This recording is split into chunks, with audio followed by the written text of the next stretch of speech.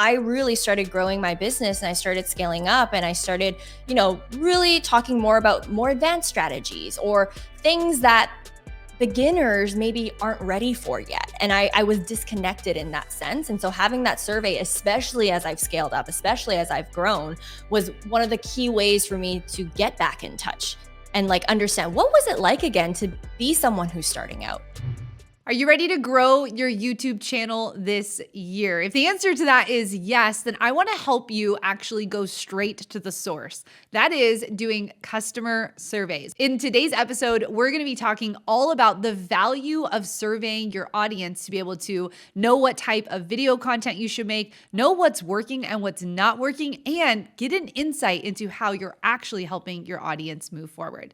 My name is Heather Torres. I'm the host of this Think Media podcast, the #1 podcast to help you grow your influence on YouTube and then turn that influence into a high impact and a high profit YouTube channel. And if you're brand new to the podcast, we want to welcome you to the Think fam. We love to see every single week your comments and your reviews on the podcast. So if you're brand new, I want to say welcome. Introduce yourself down in the comments below if you're watching on YouTube, or if you like this type of content, you can leave a review over on Apple Podcasts. Well, before we jump into today's episode, I do want to tell you about an amazing sponsor that we have for this podcast. And that is a way for you to be able to conduct your own video podcast just like this. Recording your video podcast with anyone from around the world has never been easier. You can send a link for up to 9 people, and they can immediately start recording using their own computers. No extra equipment or downloads required. With each of your guests, they actually are recording locally, and it's studio quality tracks where editing becomes a breeze. You can split, trim, fade, and arrange each of the tracks to your heart's content. And then you can use Podcastle's AI-powered Magic Dust tool to automatically sweeten and equalize the mix. You make it sound really good and look really great. You can invite, record, edit, and polish all using Podcastle. And if you want to get started today for free, you can go to podcastwiththink.com. Now, we are diving back into a 3-part series that we did with fellow YouTuber and entrepreneur Vanessa Lau. During the first part of the conversation, we talked all about how she broke her YouTube channel, what she learned from it, and what steps she's taken to move forward. In the second part of the interview, we talked about the 5 analytics that can help you grow not just your YouTube channel, but your online business. And then in today's episode, we're diving into how she used customer surveys to really start to understand who her audience was and how she could help them more. So we're gonna jump into the middle of the conversation that Sean and Vanessa Lau had about surveying her audience. And then afterwards, I have 5 tips for you for getting started with your first survey.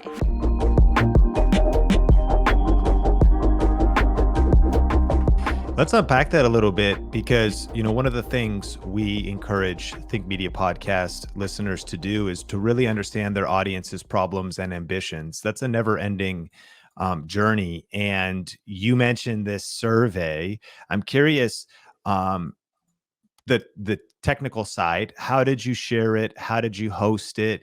Did you keep it simple?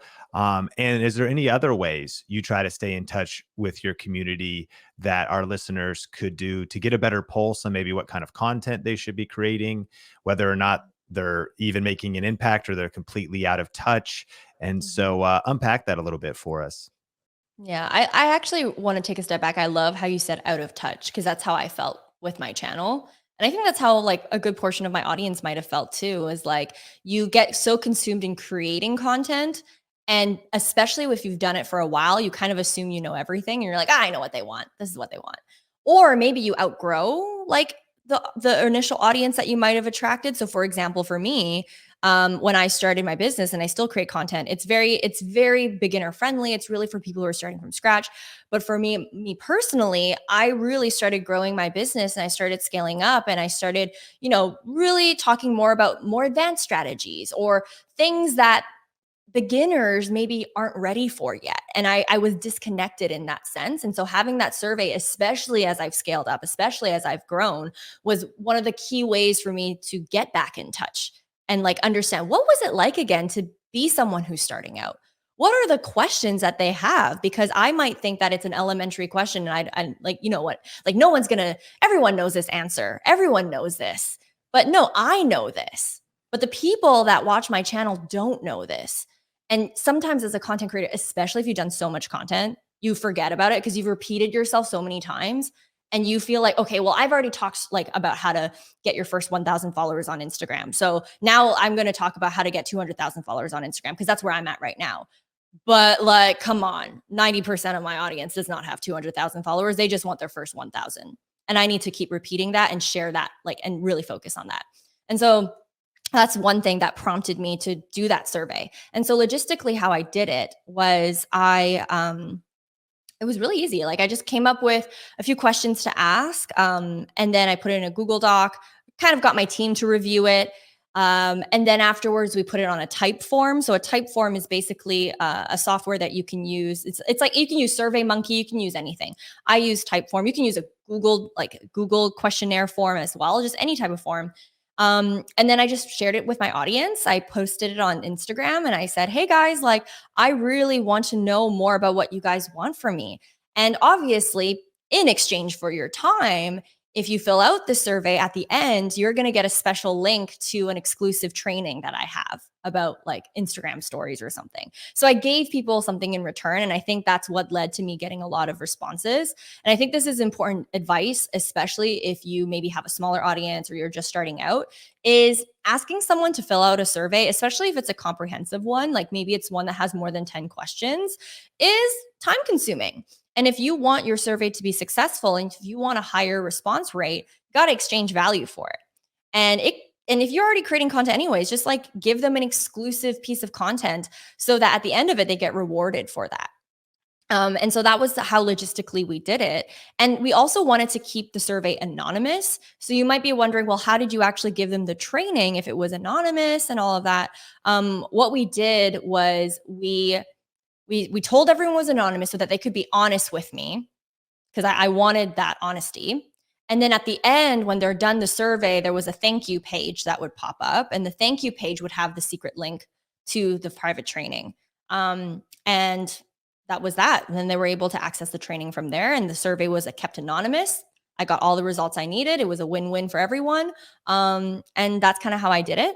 Now, if you don't want to go the avenue of having a survey, I still think you should, to be honest, but you don't have to have a survey every single month. I think it's maybe like once every 2 quarters type of thing, because having too much feedback sometimes can also be a bit overwhelming as a content creator. But just like simple things, paying attention to your comment section, looking at your DMs. If you have a team and you've outsourced that a lot, then maybe get your team to fill you in, or maybe at some point in your business, you kind of hop in yourself and look at the comments or whatever else. Like there's a lot of clues. Your audience does try to tell you stuff. You just have to pay attention to it. Man, the creator who understands the viewer best wins. And it could be so easy. You really drop some powerful insights there. I think our action item of the week is survey your audience. I mean, get in touch and ask yourself and self-reflect, are you maybe out of touch? What's interesting is here at Think Media, I suppose the first video was ever uploaded on the channel in 2010. So 11, 12 years into this thing. I think the wrong conclusion would be, oh, I get it now. Oh, I know now, or I understand where people are at, just like you said. But we try to always remind ourselves and try to be kind of forever students and forever beginners in our own mind of understanding who's watching, how can we help, what are their pain points, what words are they using, And one of the biggest bombs you just dropped was where you are might not be where your audience is. In fact, it probably isn't. And chances are, if you're listening to this podcast, you might be growing a lot faster even than those that you're helping. And so you feel like if you've progressed in the last 3 to 6 months, you read 6 books, listened to this podcast every week, attended a conference, and you're like, oh yeah, I assume they're probably, in step with me or similar to what I'm doing. Not necessarily, maybe it depends on the niche, depends on what you're doing, but actually chances are you might be growing at a lot faster rate. You map that out over a couple of years, because we've discovered the same. We start wanting to talk about the latest things we've learned and the latest things that we're so excited about, when in fact, those topics might not actually be the most relevant topics for the core individuals that we're helping at the highest levels. Or we get so niched into intermediate, maybe advanced content, and your views could go down. Maybe that's okay if that was a strategic decision, because it's always going to be a smaller audience that's intermediate or advanced. However, if you're just doing that because you just assume your audience is coming along with you, man, assumptions could be one of the biggest enemies that could cause us to, have our views drop or start getting, as you said, out of touch. And so I hope we can all implement a survey. I've heard of mentors I follow, they try to do an annual listener or reader or viewer survey, at least an annual one. That's, they kind of make a big deal, maybe give away some gift cards or, to 3 people at the end. Or I love the training idea. I imagine we'll be doing that in the next 4 weeks. That will all be launched and out, because that's a great, and we were already kind of had it in our queue to do one, but I think we'll give away a free training at the end of that. Oh, it worked super well. I was like, I don't even know if I'm gonna get like 100 people. We ended up like I think we set the max like, okay, the first, like once we get 100, we're gonna shut down the survey. Within like less than, I don't know, 6 hours, it was like in the thousands, because everyone wanted that training. So definitely recommend that. I also want to add into something when it comes to like beginner and advanced. Sometimes I also find that you have to. This is where like social media platforms come into play. And it might not be like what I'm saying might not be 100% accurate, but I also find that, at least in my experience, it almost feels like the more advanced content that you do, sometimes YouTube like may not be the best platform to share that, because you have to think like, okay, let's say if I'm sharing advice to help someone in the 7-figure level, I'm not 100% sure if someone at the 7-figure level is using YouTube to find content for them to grow their 7-figure business. Maybe they're actually looking into podcasts, or maybe they're looking into a blog, like Googling something or like something else. And so I think it's also sometimes important to understand, especially in your survey, like where your audience is hanging out and how they get their source of information and what level they're at in their knowledge. And you're able to kind of gauge and separate, advanced content from beginner content, figure out what platforms for what purpose and who you're trying to attract with a certain platform. That's at least what I've noticed so far for me. Those are some very nuanced insights and some considerations. Vanessa, as we land the plane today, let's kind of future cast a little bit, especially along this subject of, we're all now making plans. We're making plans of what can we change if we feel like our YouTube channel is broken. What maybe is some external factors. We need to just give ourselves some grace and put things in perspective. But then, of course, we also need to always be evolving. The reality of this industry is it is highly competitive. In a way, you say, what isn't, though? I mean, it's in a way like life and business is evolving, the market is evolving, consumer interest is evolving. And so I'm curious, with a couple final questions, what do you personally do to spot trends in business and social media? Do you have routines? Do you have a particular things? What do you listen to? What do you read?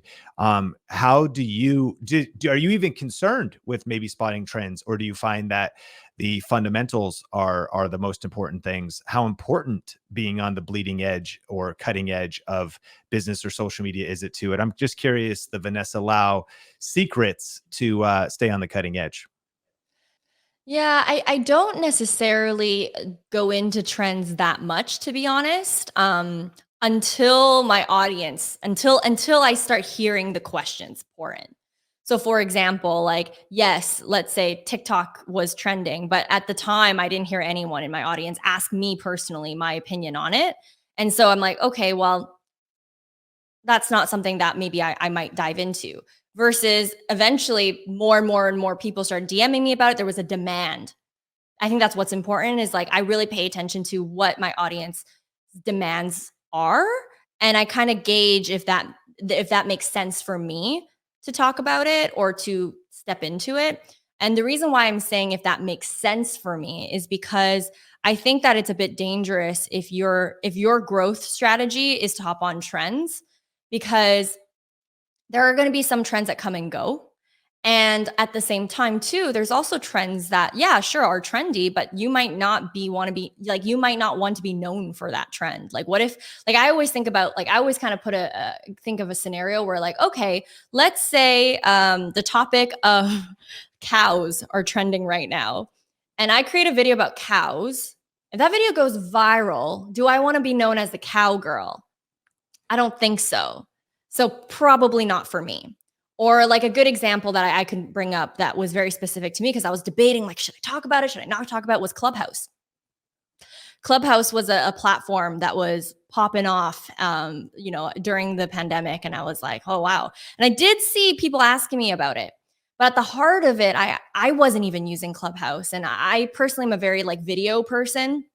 I'm not very good at like auditory stuff. Like I'm not a very good listener. I need to see someone. That's why like for Zoom meetings, if someone's camera's off, it's actually very challenging for me to process the information. And so just as a person, I was like, oh, I personally don't think I would be using Clubhouse myself as much. And so I thought about it. And then I also asked myself, okay, if I do talk about Clubhouse and that video takes off, or like if people want more of that, would I actually be happy with that? Or like, would I want to be known to pivot that way? Probably not. And so I didn't talk about it. Or I didn't like promote it as much. And lo and behold, I don't think Clubhouse is as popular as before. And so I'm really glad I followed my intuition on that one. And so I kind of pick and choose. But definitely I look at a mix of demand and a mix of, does this fit with like what I genuinely am interested in sharing and talking about? Brilliant. Now, as we approach 2022 and are even in a new year, what is on your mind in response to your video? I messed up my YouTube channel in response to maybe some of the changes you've made. And maybe just what are some of the details of your personal YouTube game plan? This is another chance to, of course, let our community know about what you're doing, and so they can follow you. I did see that, similar to Think Media, you launched a podcast channel. You moved your content to a podcast channel. We are in love with video podcasting. To your point, I'm similar. YouTube is my favorite platform to consume. As a YouTube premium user, I love it when podcasts are on YouTube because I'll listen to them just in audio sometimes. I could be in my pocket, or then I pull my phone out. Now I'm standing in line at the bank or something and am able to look at my phone. And so, yeah, what is your kind of cadence? What's a little bit of your YouTube game plan? And what are some of the places people can follow you to stay connected with what you're doing right now?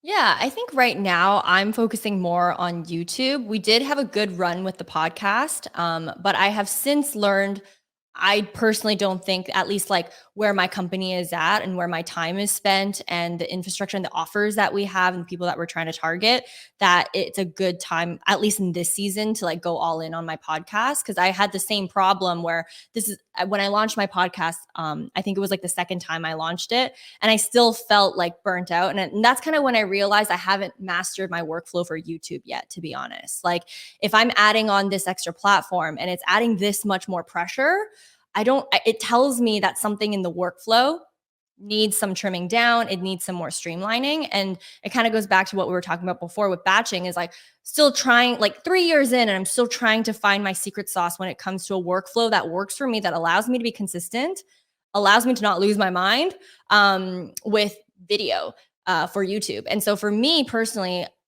especially with the survey that we got, and it was just so clear to me that YouTube is our bread and butter. I'm going to be spending more time on that. Another thing too, in terms of like maybe trend or strategy or whatever else, is focusing a little bit more on shorter form content is what I'm doing personally, because, I don't know if you saw in the news or whatever else, but TikTok has overtaken YouTube in some sense of people spending more time on that platform. And to me, that doesn't tell me to like not do YouTube anymore. I think that's I think YouTube has its own place, but it tells me that people do like shorter form content. And I think it's kind of getting in that direction, especially, as people are hanging out, like people just love that micro content pieces. And so what I'm focusing on is maybe trimming down some of my YouTube content and experimenting with that. I think the word experiment is key. So everything I say here, at least in this answer, it's me experimenting. Because what I noticed is a lot of my videos are 20 minutes long. Some of them are 30 minutes long. And when I look at the data, the average view duration is like, people aren't watching they're not even watching over half of the video. And so what I'm personally focusing on is trying to be more concise in my videos and try to get the information there in a more snappy way, not feel like I need to over elaborate or over explain all the time, really focusing on how can I make sure that people are getting the information in the least, not the least amount of time possible, but in a very efficient way. That's kind of what I'm experimenting with right now on my channel. Some really powerful insights that I think we can apply to let our listeners know about that study. An app analytics firm discovered that Americans spend more time on TikTok.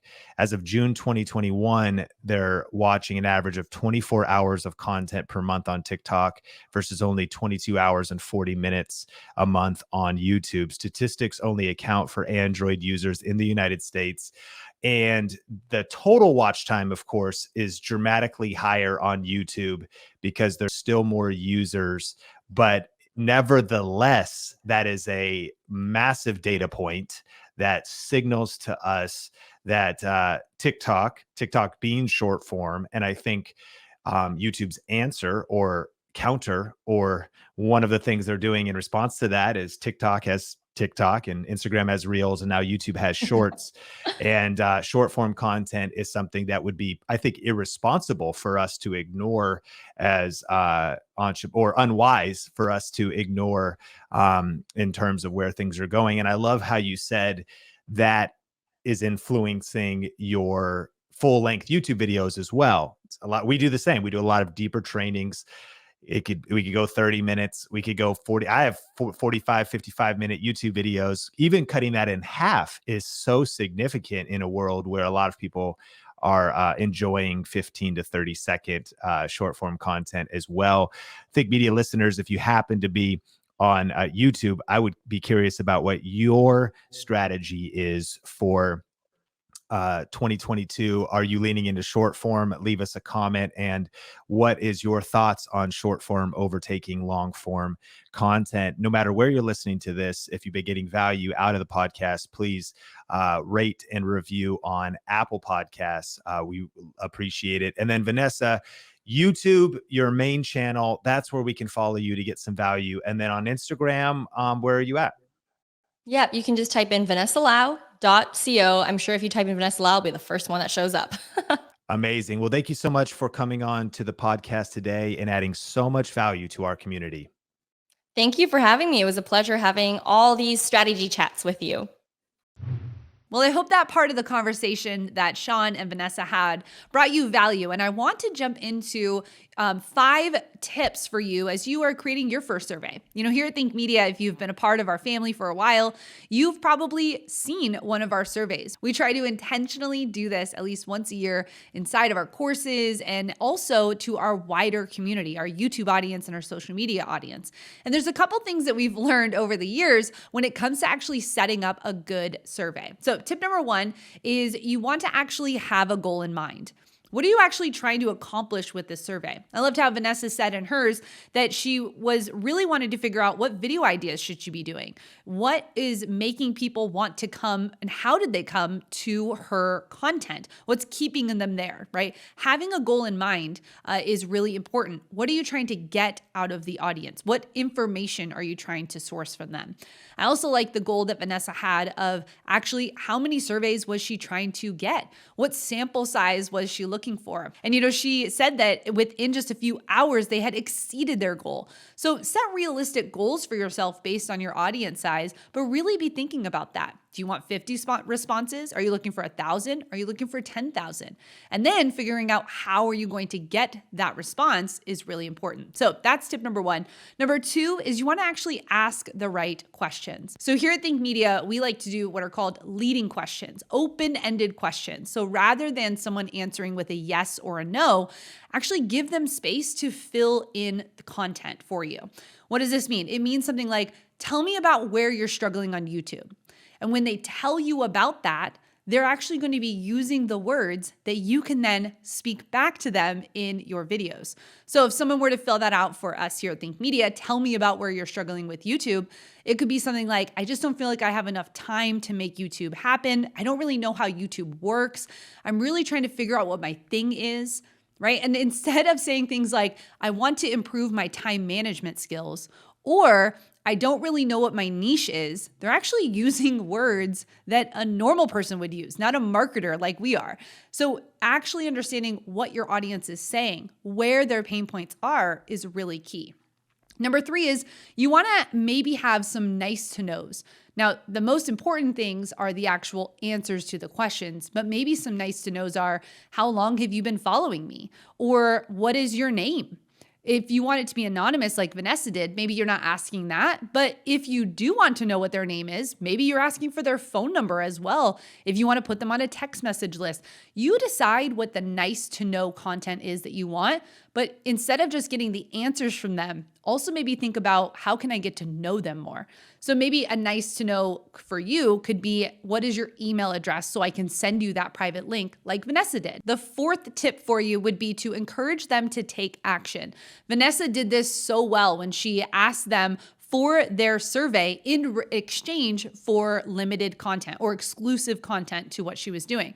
This is something we've done here at Think Media before. You can enter in the survey and enter to win something, like for us, a YouTube studio. But I think one of the first surveys we did here at Think Media, when it was just Sean, Heather, and Omar, and we were just trying to figure this whole thing out, I think we did a $20 Amazon gift card. I mean, it wasn't crazy, but it was something that was able to give back to the audience. Or maybe it could be something like a $100 Starbucks gift card. You decide what it is and what works best for you. If you already have something that you could give away, maybe it's a low-end course or a module to something, or maybe it's a download that they could have. You decide what that is, but you're going to want to encourage someone to take action. Why?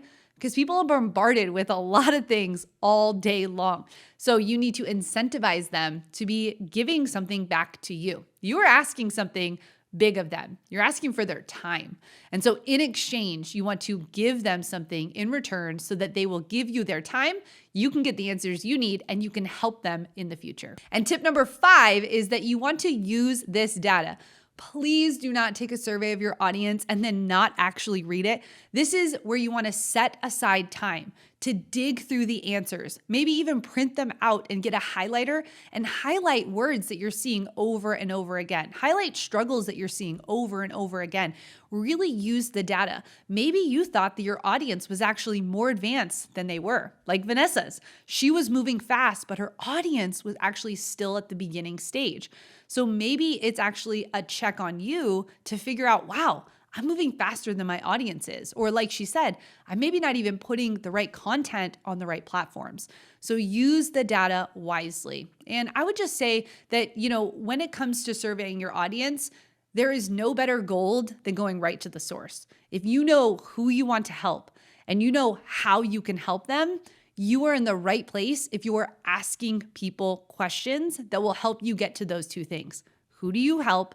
And how do you help them? Well, I hope you enjoyed the conversation with Vanessa, and let us know if you're watching on YouTube, what other content creators would you like us to bring here on the podcast? I always love to see who you're following and whose brain you'd like us to pick. So let us know if you're watching on YouTube, and I'd love to maybe bring that content creator on. Now, if you are already subscribed here on the podcast, I want to say thank you so much for being a part of the family. Again, it means so much to us that you tune in every single Tuesday for the Think Media podcast. That hashtag Tuesday ritual is so important to us.